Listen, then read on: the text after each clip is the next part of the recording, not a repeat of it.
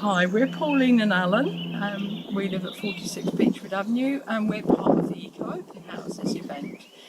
And here we are on a lovely sunny day in our garden, front garden. And just want to talk you through a few things here and then we'll go around the back. In the front garden we've got 2 cherry trees and a fig tree. It's looking a bit bare at the moment, but it's coming along. It's been quite a difficult spring in the garden because it's been very warm, so everything started to come out, and then bitterly cold, so everything, like the wisteria, was really doing great, and then the cold snap sort of flattened it, but we've got a few buds coming out now, so looking forward to having our lovely wisteria in a few weeks' time. The front bed over here is full of pollinator-friendly plants, and we've got hollyhocks that just come up all over the place, and the bees absolutely adore them. So we've always got lots of bee activity in the garden. And there's a bee. Lots of bee activity in the garden, and you know, from spring onwards. And we deliberately leave our grass with the celandines and the dandelions in it in April and May, again for the pollinators, and obviously there's lavender bushes all the way down the front path. So yeah, and then up there are our solar panels. Do you want to talk about solar panels now? Yeah, we've got 2 sets of solar panels, a west-facing set and a south-facing set, and they feed into our inverter in the loft and give us approximate up to 3 kilowatts of electricity when they're on maximum. So they're probably doing about 2.5 kilowatts at the moment. Yeah. And then we've been waiting to have a battery installed, a battery that connects up with the solar. We're still waiting for that, so hopefully that will be in within the next couple of months. And then, yeah, then we can prolong the use of our solar electricity beyond when the sun's out. Yeah, okay. Excuse me using a crib sheet, but I've got long COVID, so I just forget things very, very easily, and I don't want to leave anything out. Yeah, we've got double glazing all the way through the house. The doors are double glazed, and cavity wall insulation, so that keeps it nice and cosy. And the loft is incredibly well insulated on the floor part of the loft, but also the pitched roof bit as well. It's very, very well insulated. Alan's son lives in northern Sweden, and when we stayed there in -25, we realised the benefit of insulation because we were able to turn the heating off at night in the bedroom. So yeah, insulation is key. Okay, so here we are down the side of the house, and what I want to talk about down here is, this is Al's yard really, where he repurposes and renovates all manner of things for local community projects and for ourselves, of course. So we'll look at that bit in a minute. But what we have just here is a hot bin, which we've not had terribly long.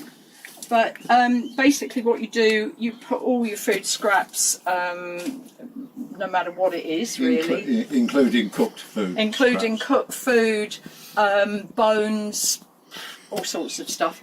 And because of the way the bin works, it's very, very hot inside.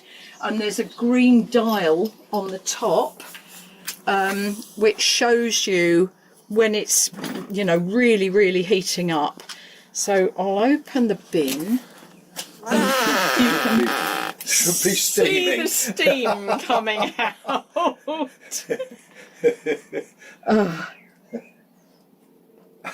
And you can blame our lovely friend Jo for the hot bin, because we went round to her house and looked at hers and came home and immediately ordered one. It's an absolutely wonderful thing, because we wanted to try and reduce the amount of food waste that was going in the landfill. We've always composted fruit and vegetables, but we wanted everything really to stay on site if we can achieve that. water butt there, obviously, and this is a wormery, which at the moment isn't incredibly active. On account of the cold weather. On account of the cold weather. But inside, you might just catch a few worms. They're only small. They're only little tiny little worms, but there's lots of them in there, and they're all just, they're just breaking everything down. And you might say, well, why on earth don't you just use a compost bin, which we do, as well, and that one. But they produce the most amazing, really wonderful fertilising liquid.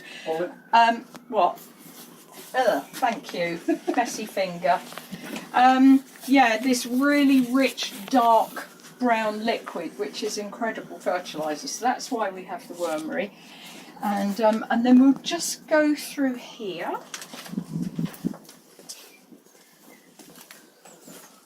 Into the repurposing department. The repurposing department and my wheelchairs.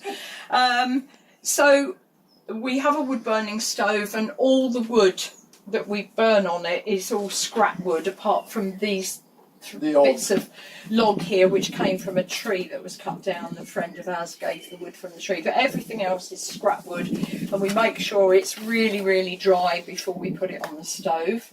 So there's all sorts of stuff in here for, Al to use as his repurposing equipment. And then maybe I'll talk about the kitchen. You might be able to do a little shot into the kitchen, I don't know. But it's an original 1950s update on the 1930s kitchen. We decided we didn't want a brand new kitchen. We quite like our 1950s one. And the Formica worktops are amazing. They are the original 1950s worktops. And they're great, aren't they? They clean up beautifully. And the kitchen table and chairs we got in a junk shop in France, and it kind of, again, Formica. And thank you. In the house, let me think, we've got a combi boiler just there, and that saved us a huge amount of money on gas, hasn't it? We've only had it a couple of years, and it has made a massive difference to our really, really massive difference to our gas bill. We're very, very economical with water use. We only have a shower, we don't have a bath, we've got a dual flush toilet. And the way that we cook and do everything is very, very economical with water. What else was I going to say? Sorry. Yeah, I think that's all I want to say about indoors.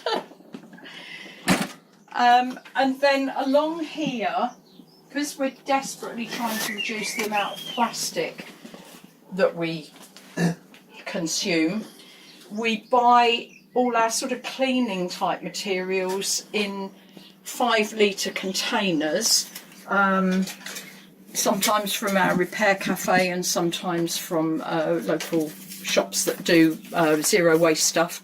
And so everything, all the little bottles in the kitchen and the bathroom, because we have shampoo and conditioner as well, they're all filled from these bottles, and so we hope to reduce waste in that way. And then here, could you just lift that bag off there, Al, so you can see that? Behind the electric wheelchair, we were given all these refill bottles by Lada when it closed down. And what we're going to do is take them along to the repair cafe and raise funds for the repair cafe by selling conditioner, cleaner, shampoo, vinegar, body wash, all sorts of things. So when our repair cafe reopens, which we hope it will at end of June or in July, then these will be available and people can bring their bottles along and refill. Oh yes, and behind you, up there, sorry, should have done that on the way, that hole there is where our robins, our family of robins, have just produced some babies, and in fact the babies are now flying around and singing to us. So not the most salubrious place to have a nest, but yeah, very protected. That was the old flue hole that Alan hadn't got round to, flue hole from the boiler that Alan hadn't got round to blocking up, and it served its purpose. Okay, and then into the back garden. Okay, so here we are in the back garden, obviously. We have a lot of water butts around the place. We try not to use mains water for watering the garden, because obviously the garden much prefers it not to be mains water. But in long periods of drought, unfortunately, we do have to use the hose, which is why the hose is there at the moment, because a couple of weeks ago, that's what we had to do. But yeah, as best we can, we do try not to use mains water. We try and produce our own herbs and fruit and vegetables. Water butt there, and then I'll show you the others as we go round. The herbs are behind you along there, and there's a hop growing up the wall there in the middle. On the trellis. On the trellis. And also the grapevine going all the way along the garden, which is very useful for the blackbirds to nest in. I forgot to say, in the front garden we've got blackbirds nesting at the moment as well. So yeah, do you want to talk about the conservatory? When we bought the bungalow, it didn't have this conservatory on, which we subsequently added because we didn't really have a dining room. Well, we did have a dining room, but it wasn't really suitable, so we needed a conservatory. A, to provide us with a dining space on the odd occasion, and B, we use it to dry clothes in. It's got solar control glass in the roof, so it doesn't overheat, which is really good. It's heated with an underfloor heating loop, so there are no radiators in there, which is also useful. That's just taken off the main house heating circulation. Yeah. That's it, really. Yeah, obviously it's double glazed.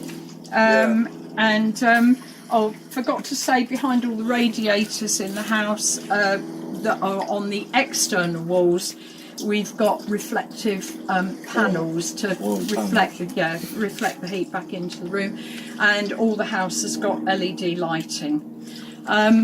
You can't quite see. We'll probably look at it when we go a bit further down the road. But we had dried out an attempt at a very dried out green roof at the moment, which we installed a few years ago. But it's been so difficult during all this very, very hot, dry weather to actually keep it going. But it in the winter it's quite good, isn't it? Yeah. Not at this time of year when it's been so dry.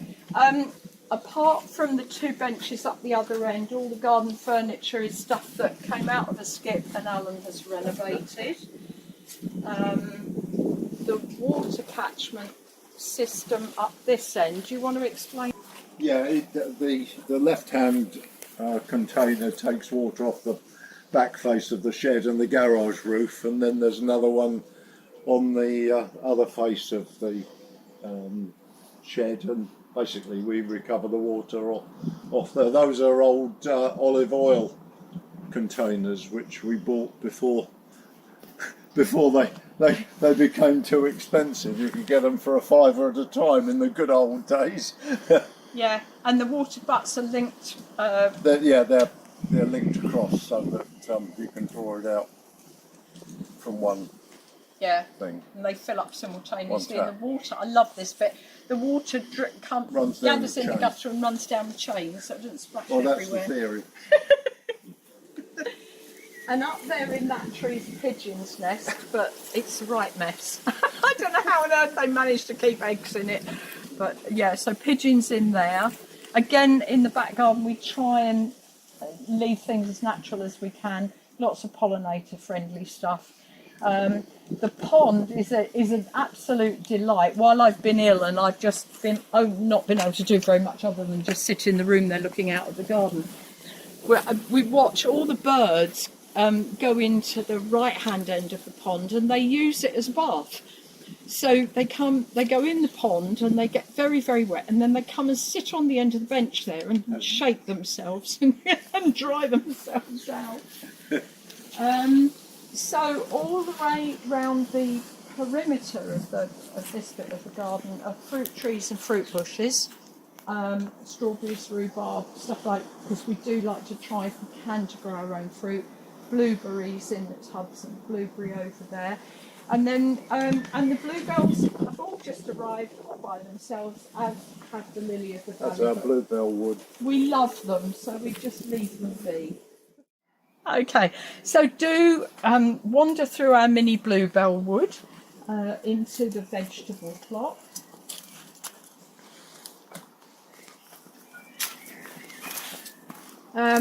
Again, all a bit sparse at the moment because we've got lots of stuff going on in the greenhouse, but we don't dare plant it out. Anything we have planted out, the frost has got. So it's all a bit sparse at the moment, but hopefully within the next 2 or 3 weeks we can get everything out here. The compost bins are made out of old scaffolding planks and bits of fencing panel, actually, that he had lying around. And then, as I say, apart from the lavatoria there, we've got fruit trees all the way around the edge. That's a plum tree that we planted about 10 years ago, which is massive. Yeah, lots of fruit layer, and we try to grow our own veg as much as we possibly can. We planted in the greenhouse this year a peach tree at the end of the greenhouse. And we put a vine in last year, which has just gone mad. It's absolutely rampant.